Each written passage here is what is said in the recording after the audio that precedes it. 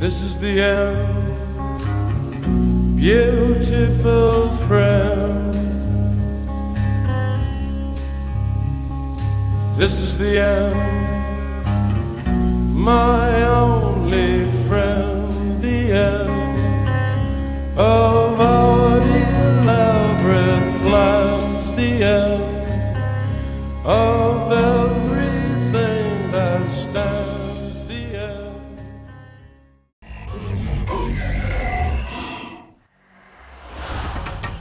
570 años después de que naciese Cristo, en la ciudad de la Meca, ubicada en la actual península arábica, nacía Mahoma. Esta ciudad albergaba diversas tribus y clanes y un importante desarrollo comercial, consecuencia de los templos e ídolos de las distintas religiones que ostentaba cada tribu, atrayendo el peregrinaje y con ello la riqueza.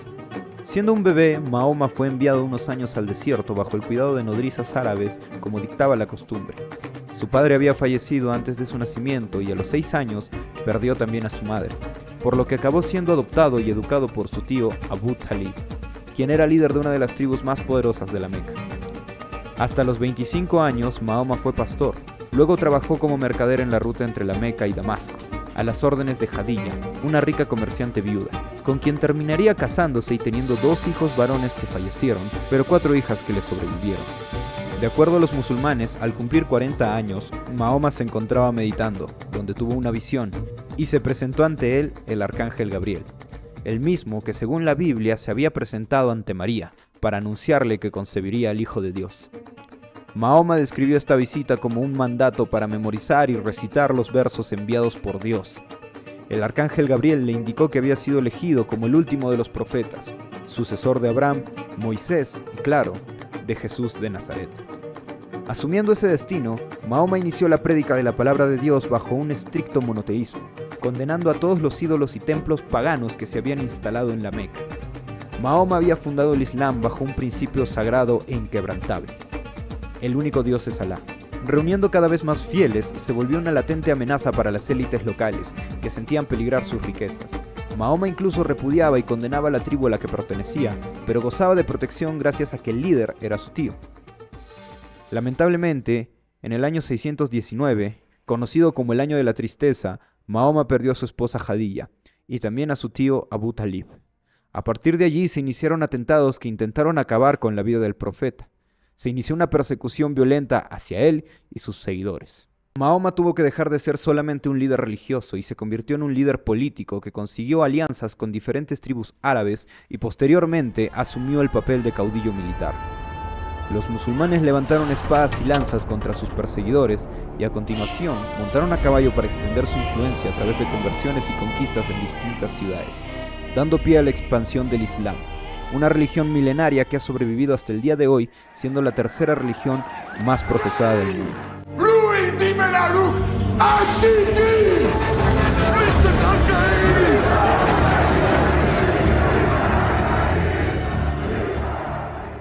Los musulmanes tienen una influencia en nuestras culturas mucho más grande de la que imaginamos. Desde cosas tan pequeñas como el uso del alcohol como un antiséptico en la medicina, hasta el uso del cero en las matemáticas o la invención del álgebra.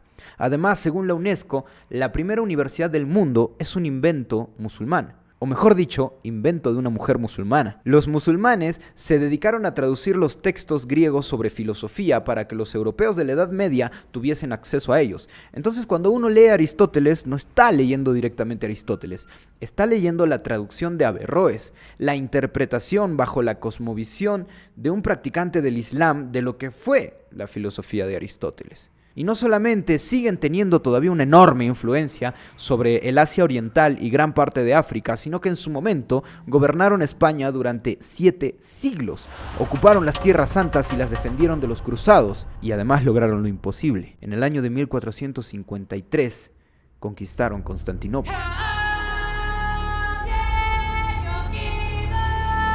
Todo esto inició cuando, después de la batalla de las trincheras, el ejército de la Meca, que estaba formado por pequeñas tribus politeístas y tribus judías, fue derrotado por los seguidores de Mahoma. Los musulmanes habían derramado su sangre en nombre de la fe. Había nacido la Guerra Santa. Había nacido la yihad.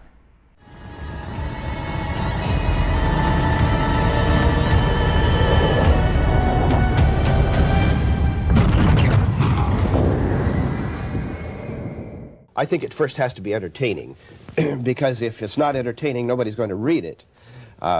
I put a pot of message in there with a mess of pottage. What is the message? What is the statement that you're attempting to make here? Don't trust leaders to always be right. La ciencia ficción es una herramienta muy útil para tratar temáticas actuales con elementos futuristas y fantásticos. El ejemplo por excelencia es la legendaria Star Wars, que se estrenó 2 años después de que terminara una de las guerras más sangrientas y desalmadas de la historia, que es la Guerra de Vietnam. Como el mismo George Lucas ha declarado, el mensaje de la película versa sobre la capacidad de un grupo de personas para derrotar a un poderoso gigante solo con la fuerza de sus ideas y su voluntad. George Lucas convirtió a los vietnamitas en los rebeldes y a los Estados Unidos en el imperio maligno, ya que Star Wars es la versión en ciencia ficción de Apocalypse Now. Otro ejemplo que tenemos es el de Blade Runner 2049, que nos advierte sobre los peligros de degenerar en una sociedad alienada y deshumanizada. El personaje principal padece una asfixiante soledad y depresión. El replicante es una alegoría del ser humano que se tiene que enfrentar a una inexorable crisis existencial y que es derrotado por ella. No es un humano, pero busca serlo. Se enfrenta con cuestiones metafísicas como el significado de la condición humana, la naturaleza de los recuerdos, la falta de empatía y el sentido de la vida. ¿Y qué decir de la amplia gama de obras japonesas que representan el horror y la paranoia latente tras el ataque nuclear a 2 ciudades de su territorio en 1945? Godzilla, Los Ángeles en Evangelion o los Titanes en Shingeki no Kyojin significan esa otredad apocalíptica que aplacó a los japoneses. Un enemigo todopoderoso, imparable y desconocido que se llevó consigo a más de 100.000 almas. La ciencia ficción puede retratar nuestro lado más oscuro, puede desnudar aquellas falencias que tratamos de ocultar, pero también puede ser un enérgico llamado de atención. Puede ser una advertencia, un presagio. Dune fue publicada en el año de 1965 por Frank Herbert y es una obra determinante en la historia de la ciencia ficción. En un momento en el que las temáticas que se abordaban eran la inteligencia artificial y la variedad de especies alienígenas que podrían existir, con obras como El hombre del bicentenario o Mundo Anillo, Dune, que demoró 6 años en terminarse de escribir por la extensa investigación y edición que necesitó, nos plantea un universo distópico en el que sus personajes son todos seres humanos y aborda temáticas como la guerra de recursos, el ambientalismo, el abuso de poder, la corrupción y sobre todo la religión. Dune fue un éxito para la crítica. Ganó el premio Nebula a la mejor novela en 1965 y el premio Hugo en 1966. Era la primera gran novela ecológica de ciencia ficción, y si bien no fue un éxito de ventas en un inicio, el prestigio y el respeto universal de la obra llegaron con el tiempo, y en el tiempo se quedaron. Dune construye un mundo de fantasía tan realista y consistente que prácticamente todos los mundos complejos de la ciencia ficción son parte de su linaje. Por mencionar pequeños grandes guiños que hay en la primera saga de Star Wars, tenemos el arco de Vader siendo el que traería equilibrio a la fuerza, como un mesías, los Jedi controlando las acciones de los demás con la fuerza, como la voz de las Bene Gesserit, y un planeta desértico a lo Arrakis, como Tatooine, y finalmente un gran imperio malvado.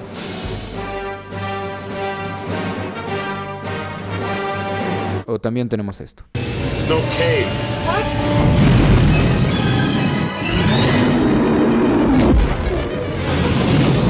La influencia de Dune es absoluta, pero el día de hoy vamos a fijarnos en la temática central, en la historia de Paul Atreides. لسان الغيب لسان الغيب لسان الغيب لسان الغيب لسان الغيب لسان الغيب. Frank Herbert escribió Dune para advertir sobre lo peligroso que sería un ser humano con complejo mesiánico y sobre todo lo peligroso que sería que haya seres humanos que lo sigan. En el libro, lo último que piensa Liet Kynes antes de morir es: no podría haber mayor desastre para tu pueblo que el caer en manos de un héroe. Pero la manipulación religiosa que las Bene Gesserit han orquestado alrededor del universo ya ha preparado el camino para que llegue un Mesías que dirija a este imperio galáctico en decadencia hacia una etapa de regeneración. El tema de la religión en Dune es tratado de una manera tan magistral que raya en lo impecable. Es prácticamente un ensayo antropológico. Y para probarlo, podemos revisar el estudio de Richard Sosis y Eric Bressler del año 2003, que revisa cómo la estabilidad y supervivencia de una civilización está fuertemente relacionada con la presencia de la religión. Los lazos entre los individuos son mucho más estrechos de acuerdo a cuántos sacrificios se les exija realizar en comunidad. Sacrificios como el ayuno, la abstinencia del alcohol o del tabaco, cierto código de vestimenta o cortar relaciones con los extranjeros. No importa cuál sea el sacrificio, lo importante es que se genere una unidad, cooperación y solidaridad dentro del grupo. Mientras más sacrificios se les exija, más perdurará esta en el tiempo. El hecho de que la falta de agua sea la característica más importante del planeta Arrakis es causa de que los Fremen tengan el estilo de vida que tienen.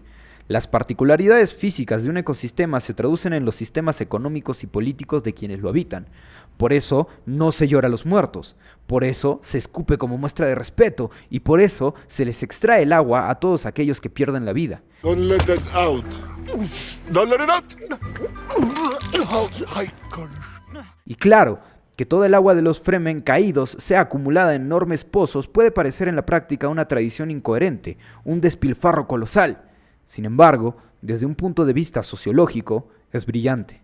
Stilgar nos explica que ni siquiera un Fremen agonizando sería capaz de beber de estos pozos, pues son sagrados para la comunidad. Si lo analizamos racionalmente, la abnegación de este pueblo ante el martirio es bastante arbitraria. Sin la religión sería casi un mero capricho. Sin embargo, se la justifica dándole una dimensión divina. La sacrificada vida de los Fremen es la razón por la que pueden enfrentarse a otro pueblo con recursos aplastantemente superiores como los Harkonnen. La vida en el infierno de las dunas de Arrakis es el poder del desierto. Cuando se habla de los fundamentalistas en el sur, se nos dice que nada puede sobrevivir en esa zona sin fe. Es un ambiente tan caótico que hasta los Harkonnen aseguran que es imposible que se refugien allí. Y este es otro punto coherente. Tras el terremoto de 2011 en Nueva Zelanda, que provocó la destrucción de una iglesia cristiana y se llevó consigo la vida de 130 personas, el trabajo de Sibley y Bulbulia en 2013 determinó un aumento considerable en la práctica de la religión cristiana en aquellos que habían sufrido el desastre natural más devastador en Nueva Zelanda en 80 años. Un grupo de antropólogos liderados por Joseph Henrich en 2019, en zonas expuestas a conflicto armado dentro de Tayikistán, Uganda y Sierra León, probó que los individuos expuestos a la violencia constante tienen mayor tendencia a participar en comunidades religiosas, y Richard Sosis en 2011 concluyó que soldados en Asia Menor que recitaban salmos antes de entrar en combate mostraban una menor tasa de ansiedad que aquellos que no. Mientras más hostiles sean las condiciones del ambiente, mayor es la prueba de voluntad a la que el individuo se enfrenta, y por ello se refugia en la religión. Y mientras más agresivas sean las condiciones que plantea el entorno, pues la convicción es mayor. En la película podemos ver que los norteños en Arrakis no se enfrentan a las condiciones que hay en el sur, por eso pueden permitirse ser más escépticos y desconfiar de las profecías que hablan de Lisan al-Gaib. Chani es una de esas norteñas que tiene la capacidad de crítica por su condición de poca convicción religiosa. Ella muestra su rechazo hacia las profecías que prometen la llegada de un Mesías, consciente de que estos relatos mantienen a los Fremen cómplices de la opresión, pues mientras esperan, no actúan. This prophecy is how they enslave us. Como espectadores, nosotros podemos empatizar con esta idea, ya que fuera de la perspectiva de los Fremen se puede hacer un análisis racional de la situación. Pero los Fremen no pueden cuestionar sus ideas, ya que la religión les ha inculcado dogmas, postulados indemostrables que paradójicamente se convierten en verdades eternas e incuestionables. Es muy difícil combatir con argumentos racionales una creencia irracional. Estas verdades eternas no pueden ser cuestionadas ni criticadas, ya que todo lo que se diga en su contra se va a interpretar como una blasfemia o simplemente como una mentira. Y esto lo podemos ver muy bien cuando Stilgar interpreta que el hecho de que Paul niegue ser el Mesías confirma efectivamente que es el Mesías.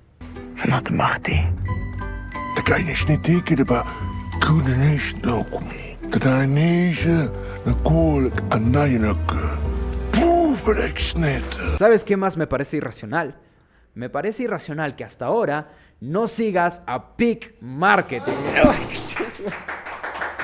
Peak Marketing es la mejor empresa de marketing deportivo a nivel nacional. Ellos son quienes están produciendo este video y puedes encontrar el link a sus redes sociales en la descripción del mismo. ¿Sabes qué otra cosa es irracional? Que si te está gustando el video y lo estás viendo hasta este momento, no le hayas dado me gusta todavía. También es irracional que no estés suscrito al canal para no perderte los videos que siguen. Y también es irracional que si quieres que analicemos ciertos temas dentro del canal, no los hayas puesto en la caja de comentarios. Si quieres apoyar a que se pueda mantener este canal, puedes formar parte de los Patreon que están en la descripción del video. Si eres de Perú, aquí tienes el código de Yape. Chévere. ¿Por qué estos postulados indemostrables se convierten en verdades eternas?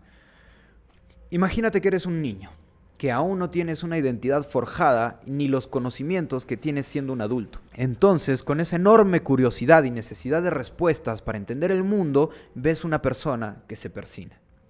Te preguntas por qué esa persona se persina. Y, siendo un niño, la respuesta de que persinarse no tiene sentido o no sirve para nada, no te satisface. Es insuficiente. Necesitas que persinarse sirva para algo, signifique algo. Además, cuando la persona que se persina demuestra una enorme convicción en sus creencias, esa convicción se vuelve bastante persuasiva. Y mucho más persuasivo es un comportamiento cuando este comportamiento exige un sacrificio. Hay que resistir a la tentación. Nadie se va a privar de algo que le gusta simplemente porque sí. O dentro de la propia religión, nadie se va a autoflagelar porque sí. Y como la respuesta no puede ser simplemente porque sí, la religión se transforma en esa respuesta racional. Aquí hay que señalar que mientras más grande sea el sacrificio, mucho más persuasivo se es. Entonces, ¿cuál es el sacrificio más grande que alguien puede realizar? Pues dar la propia vida. Y es así como nacen los mártires. El sacrificio que realizó Jesucristo fue dar su vida, y aquí no importa si la inmolación es consecuencia de una creencia religiosa, un movimiento de liberación o una tendencia política. La figura del mártir es una figura incuestionable, pues ha demostrado un convencimiento tan férreo por sus creencias que está dispuesto a dar la vida por ellas. Y Paul Atreides entiende esto a la perfección, y por eso decide enfrentarse a Feyd Rautha sabiendo que puede perder.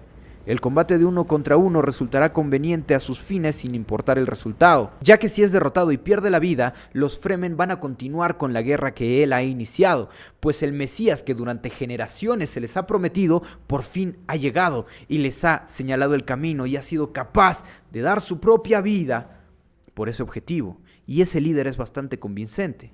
Y si es que gana, pues no importa si hasta sale tremendamente malherido después de combatir con Feyd Rautha. Él le ha demostrado a los Fremen que está dispuesto a arriesgar su propia vida por los objetivos. Y ese líder resulta bastante convincente.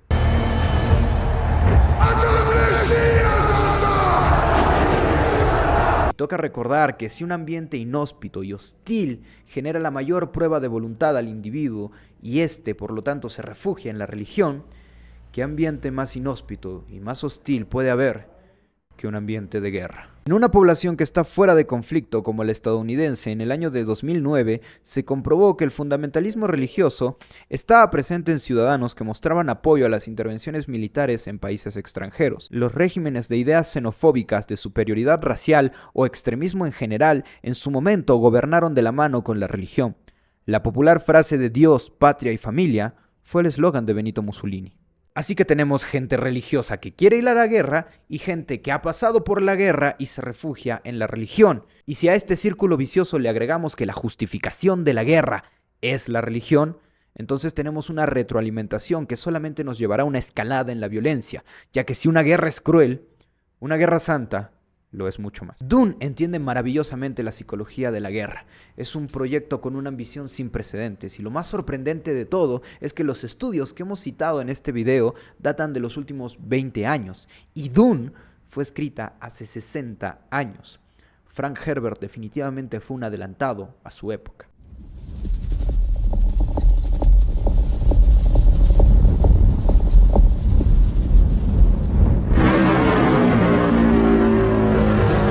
Cuando empecé a escribir el guión de este video, buscaba hacer un análisis entre la guerra y la religión mediante la manera en que lo desarrollaba Dune. Ir de lo general a lo más específico y aterrizar en el conflicto que está azotando Palestina a día de hoy. Luego me di cuenta que la complejidad del conflicto y el análisis de Dune harían que el video sea demasiado extenso o demasiado corto. Así que voy a guardar ese tema por ahora, pero después haré un video porque me parece imprescindible. Aquel que quiera revisar un video que aborde esta temática, pues les recomiendo este video de Puto Mikel. Es un video que realiza un análisis bastante completo y bastante interesante, ya que Mikel, además de ser un gran youtuber, es arqueólogo. Así que lo dejo ahí, recomendadísimo. Sin embargo, este video puede servir para llamar a la reflexión y recordar que siempre debemos estar atentos ante aquellos líderes que afirman conocer el camino correcto, pues podemos llegar a idealizarlos y después no cuestionar sus acciones. Soy de un país latinoamericano y creo que todos entendemos lo que es un populista, que si bien no necesariamente usará la religión para llamar a sus huestes,